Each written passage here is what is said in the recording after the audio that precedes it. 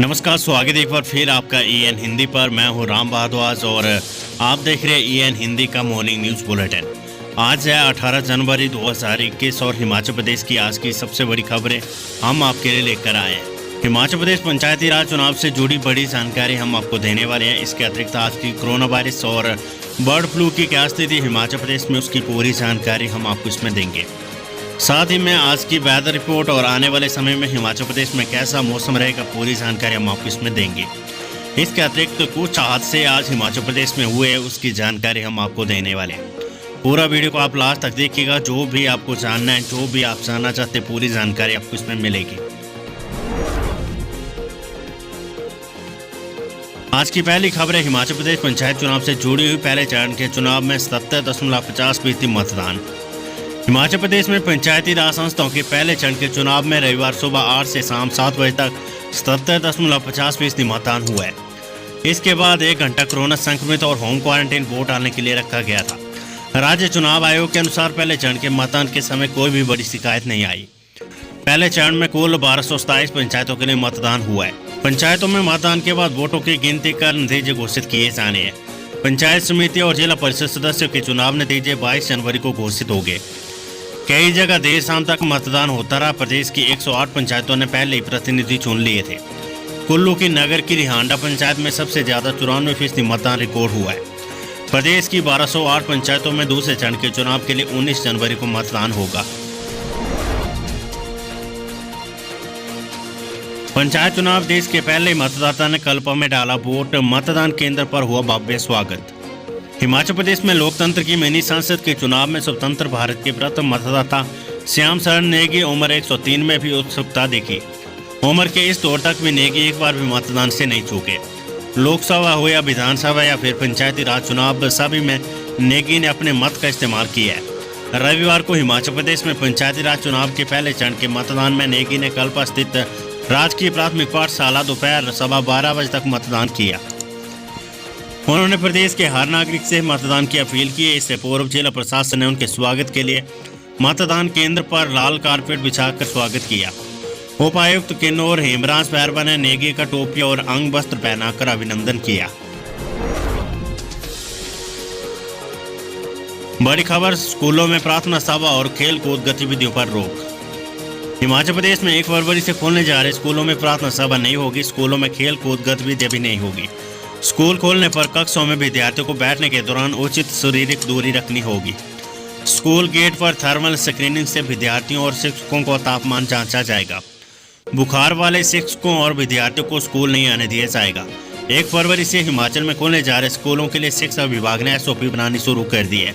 संभावित है कि सोमवार को हिमाचल में 1 फरवरी से स्कूल खोलने के लिए मंत्रिमंडल के फैसले और SOP को लिखित में जारी किया जाएगा। शिक्षा विभाग के अधिकारियों ने बताया कि प्रार्थना सभाएं अभी स्कूलों में नहीं होगी। खेल कूद के पीरियड भी नहीं होगी। अगर किसी कक्षा में अधिक विद्यार्थी तो उन्हें निर्धारित शारीरिक दूरी का पालन करते हुए अलग अलग कमरों में बिठाया जाएगा। एक साथ एकत्रित होने पर रोक रहेगी। सभी स्कूल प्रभारियों को स्कूल खोलने से पहले थर्मल स्क्रीनिंग के लिए इंतजाम करना होगा। इसके लिए बीते वर्ष स्कूल को निदेशालय की ओर से बजट जारी किया गया है। फेस मास्क पहनकर ही विद्यार्थियों और शिक्षकों को स्कूल परिसर में प्रवेश मिलेगा। व्यवस्थाओं को जांचने के लिए शिक्षकों की विशेष कमेटियां बनाई जाएगी। ये कमेटियां देखेंगी कि कोविड-19 से बचाव के लिए बनाए गए नियमों का पालन हो रहा है या नहीं। शिक्षा सचिव राजीव शर्मा ने बताया कि स्कूल खोलने को लेकर सोमवार को लिखित दिशा निर्देश जारी कर दिए जाएंगे। आज की कोरोना वायरस अपडेट। हिमाचल में कोरोना से 2 लोगों की मौत, 70 नए पॉजिटिव केस।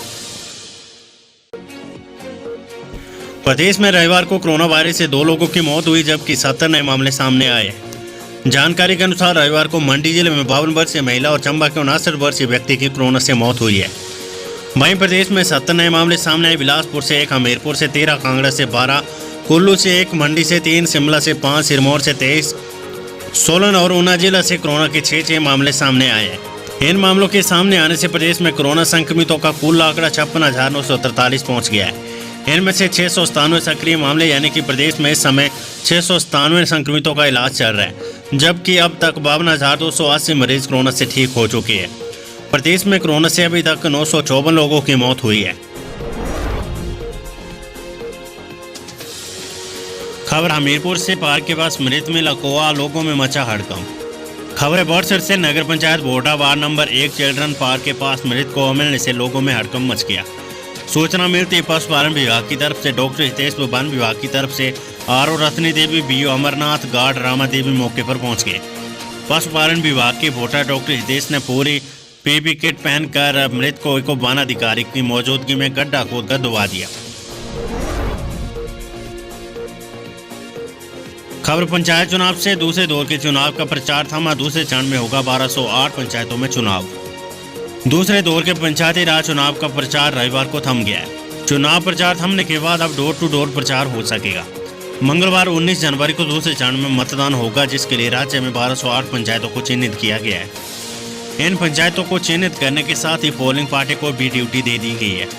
जो पोलिंग पार्टी रविवार को पहले चरण के मतदान में लगी, वे मतदान पूरा करने के बाद सोमवार को अपने गंतव्य को रवाना होगी और इसी दिन वहां पहुंच जाएगी। सोमवार शाम को पोलिंग बूथ सजा दिए जाएंगे ताकि मंगलवार सुबह 8 बजे से पोलिंग शुरू करवाई जा सके। दूसरे चरण में 1208 पंचायतों में चुनाव होगा, जिसमें कांगड़ा की सबसे अधिक 274 पंचायतें शामिल हैं, जिनमें मतदान होने। जिलावार आंकड़ों की बात करें तो बिलासपुर जिले में 60 पंचायतों में दूसरे दौर में मतदान होगा। चंबा जिला में 112 पंचायतों में चुनाव हो। वहीं हमीरपुर की 82 पंचायतों में वोट डाले जाएंगे। किन्नौर जिले में 23 पंचायतों में वोट डालेंगे, जहां पर लोग अपनी अपनी ग्रामीण संसद को चुनेंगे। कुल्लू की बात करें तो 78 पंचायतों में चुनाव होगा। वहीं स्पीति में दूसरे दौर में भी एक भी पंचायत में चुनाव नहीं होना है। यहाँ पहले चरण में ही 2 पंचायतों में चुनाव हुआ है।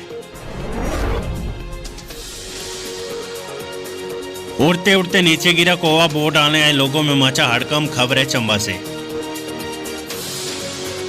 खबरें चंबा से शहर से सटी हरिपुर पंचायत के बडारका गांव में पोलिंग बूथ के समीप अचानक उड़ते कौवे की जमीन पर गिरने से मौत से दहशत फैल गई। मौके पर मौजूद पोलिंग स्टाफ ने तुरंत पशुपालन विभाग की टीम को सूचित किया। पशुपालन विभाग की टीम ने मौके पर पहुंचकर मृत कौवे को उठाकर सैंपल एकत्रित किए। वेदर रिपोर्ट 23 जनवरी से बदलेंगे मौसम के मिजाज, बारिश बर्फबारी के आसार।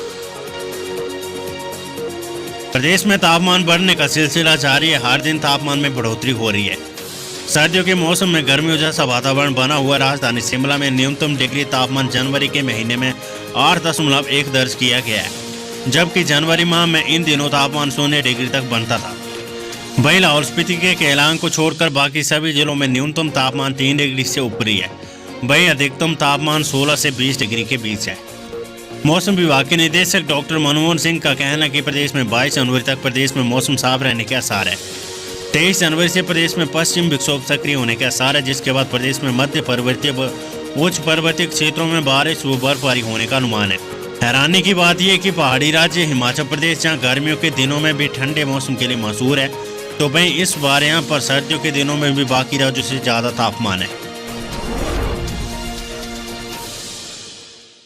मुख्यमंत्री जयराम ठाकुर बोले, चुनावों के चक्कर में रिश्तेदारी को खराब न करें लोग। हिमाचल प्रदेश के मुख्यमंत्री जयराम ठाकुर ने अपनी पत्नी डॉक्टर संध्या और मां बेकरू देवी के साथ रविवार सुबह करीब 11 बजे सराज की मोहरांग पंचायत में कुरानी बूथ पर परिवार से मतदान किया। मतदान के बाद उन्होंने मीडिया से बातचीत में कहा कि चुनाव के चक्कर में लोग आपसी रिश्तेदारी खराब न करें। सीएम ने दावा किया कि इस बार के पंचायत चुनावों में 70% प्रतिनिधि भाजपा समर्थित जीतेंगे। नगर निकाय चुनावों में भी 70% प्रतिनिधि भाजपा समर्थित चुनकर आए हैं। सीएम ने लोगों से योग्य उम्मीदवारों को चुनने का आह्वान किया है। उन्होंने कहा कि लोकतंत्र को मजबूत करने के लिए पंचायतें सबसे छोटी और सशक्त संस्था बनकर सामने आई है। इस बात को ध्यान में रखते हुए राज्य सरकार ने 15 वर्षों के बाद प्रदेश में 399 नई पंचायतें, 7 नगर पंचायतें, 3 नगर निगमों को गठन किया है। पंचायत चुनावों को कुछ लोग व्यक्तिगत रूप से ले लेते हैं, जिसमें फिर गांव परिवार में तनाव पैदा होने लग जाता है। उन्होंने लोगों से आह्वान किया कि वे इन चुनावों में गांव परिवार को बीच में शामिल न करते हुए क्षेत्र के विकास के लिए बेहतरीन प्रतिनिधियों का चुनाव करें। खबर हमीरपुर से। अब आधी पढ़ाई का भी मिल सकेगा डिप्लोमा, अधूरी डिग्री कभी भी कर सकेंगे पूरी। खबर है एनआईटी हमीरपुर से। हिमाचल प्रदेश के एनआईटी हमीरपुर नई शिक्षा नीति 2020 के तहत एकाधिक निकास व एकाधिक प्रवेश, multiple exit and multiple entry प्रणाली शुरू करने वाला देश का पहला एनआईटी बन गया है। इस प्रणाली के तहत इंजीनियरिंग या आर्किटेक्चर का कोई भी विद्यार्थी अगर बीच में पढ़ाई छोड़ता है तो उसे प्राप्त क्रेडिट के हिसाब से सर्टिफिकेट और डिप्लोमा मिलेगा। अगर कोई विद्यार्थी बीटेक करते हुए पढ़ाई पूरी नहीं कर पाता तो भविष्य में कारण प्रस्तुत कर आवेदन करने के बाद डिग्री की पढ़ाई पूरी कर सकता है। संस्थान में अकादमिक बैंक ऑफ क्रेडिट की स्थापना होगी। NIT हमीरपुर के शैक्षणिक पाठ्यक्रमों को अधिक बहुआयामी बनाने के लिए यहाँ अपने multiple exit and multiple entry की नीति को संस्थान की सेनेट ने हाल ही में हुई 34वीं बैठक में क्रियान्वयन के लिए स्वीकृति दे दी है। बिना परमिट चंद्रताल झील देखने नहीं जा पाएंगे अब सैलानी। 8 टन रोहतांग के लोकार्पण के बाद समर सीजन के लिए लाहौल प्रशासन ने कमर कस ली है। घाटी को साफ सुथरा रखने के साथ ही पर्यावरण की सुरक्षा के लिए प्रशासन ने रणनीति तैयार की है। लाहौल में पर्यटकों की भारी भीड़ नहीं जुटने दी जाएगी। समुद्र तल से 4290 मीटर ऊंची विश्व विख्यात चंद्रताल झील का दीदार करने के लिए सीमित संख्या में सैलानी भेजे जाएंगे। इसके लिए पर्यटकों को स्थानीय प्रशासन से ऑनलाइन परमिट लेना होगा। दिन में 200 से 300 पर्यटक वाहनों को प्रवेश की अनुमति दी जाएगी। लाहौल प्रशासन ने झील के आसपास कैंपिंग करने पर भी रोक लगा दी है। खबर स्पीति से। स्पीति में -7 डिग्री तापमान में मतदाताओं ने डाले वोट। हिमाचल प्रदेश के जनजातीय क्षेत्र स्पीति में रविवार को 2 पंचायतों में -7 डिग्री तापमान के बीच मतदाताओं ने वोट डाले। स्पीति उपमंडल की 13 में से 11 पंचायतें पहले निर्विरोध चुनी जा चुकी है। रविवार को काजा और कोर्रिक पंचायत में चुनाव करवाई गई। काजा में 2 और कोर्रिक में 3 प्रत्याशी प्रधान पद के लिए चुनावी मैदान में है। मौसम साफ होने के बावजूद स्पीति घाटी में दिन का पारा -7 डिग्री दर्ज किया गया है। इस पंचायत के 3 वार्डों में किसी भी मतदाता ने नहीं डाला वोट, चुनाव का किया बहिष्कार। हिमाचल प्रदेश के कांगड़ा जिले के शाहपुर विधानसभा क्षेत्र की परगोट पंचायत के 3 वार्डों के लोगों ने पंचायती राज चुनावों का बहिष्कार किया। नगरोटा, बरेटा और परगोट वार्ड में किसी भी मतदाता ने एक भी प्रत्याशी के पक्ष में वोट नहीं डाला है। इन तीनों वार्डों से पंचायत सदस्य पद के लिए कोई नामांकन पत्र भी दाखिल नहीं हुआ था। वार्ड 5, 6 व 7 के लोग पिछले काफी समय से पंचायत के विभाजन, बस सेवा बहाल करने, गांव बस्तियों में सड़क निर्माण व पशु चिकित्सालय को बहाल करने की मांग कर रही है। खबर हमीरपुर से। धूमल परिवार ने समीरपुर मतदान केंद्र में किया मतदान। खबर हमीरपुर से। पंचायत चुनावों के पहले चरण की मतदान प्रक्रिया में मतदान करने समीरपुर अपने निवास स्थान पर पहुंचे केंद्रीय राज्य वित्त मंत्री अनुराग ठाकुर ने अपने परिवार से मतदान किया। समीरपुर में मतदान केंद्र पर अनुराग ठाकुर ने अपने पिता पूर्व मुख्यमंत्री प्रेम कुमार धूमल व छोटे भाई BCCI के कोषाध्यक्ष एवं HPCA अध्यक्ष अरुण धूमल के साथ लाइन में लगकर सादगी से मतदान प्रक्रिया में भाग लिया।